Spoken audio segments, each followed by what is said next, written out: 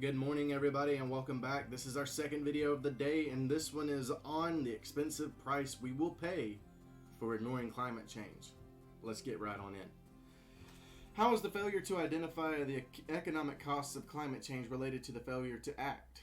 We are presently working on a project that involves asking coastal towns how they are preparing for rising sea levels.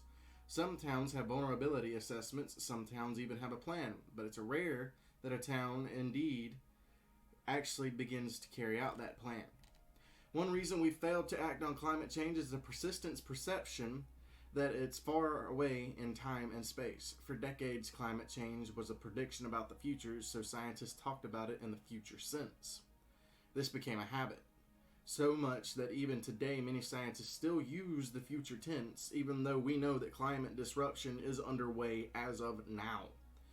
Scientists also often focus on regions of extreme vulnerability, such as Bangladesh or the West Antarctic ice sheet, which for most Americans are very remote, both physically and physically.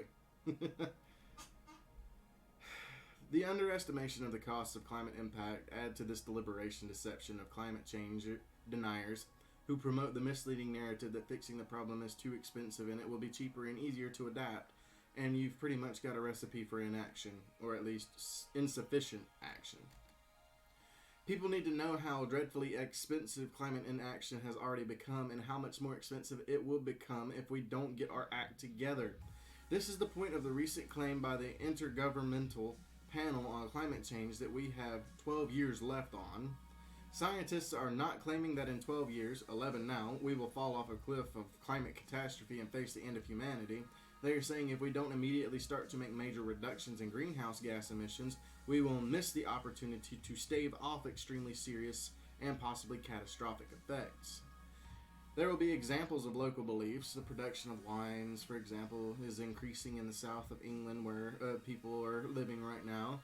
But the overall effects of unmanaged climate change across the world will be devastating. Hundreds of millions, perhaps billions, could have to move if global temperatures rise 3 degrees Celsius, 5.4 degrees Fahrenheit, or more, which is the direction they are heading. That would likely involve severe and lasting conflict across the world. Humans are innovative and will have to adapt. But for many, adaptation will involve migration, and migration is likely to involve conflict. Basically, the only way we can prevent this from becoming a massive disaster is if we take action now. Not 3 years down the road, not 4 years down the road. It's got to be now.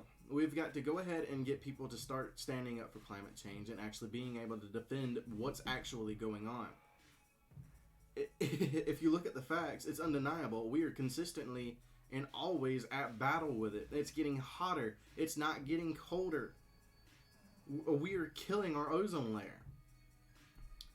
That's all the time we've got for today, everybody. If you will, please remember we have a Buzzsprout, an Anchor, an Instagram, a Twitter, our YouTube channel, of course, a Reddit, and a Facebook. Please also remember that we have a TikTok and an Instagram, as well as I messed that up. All right, everybody. Remember, finally, we are here. Thank you very much.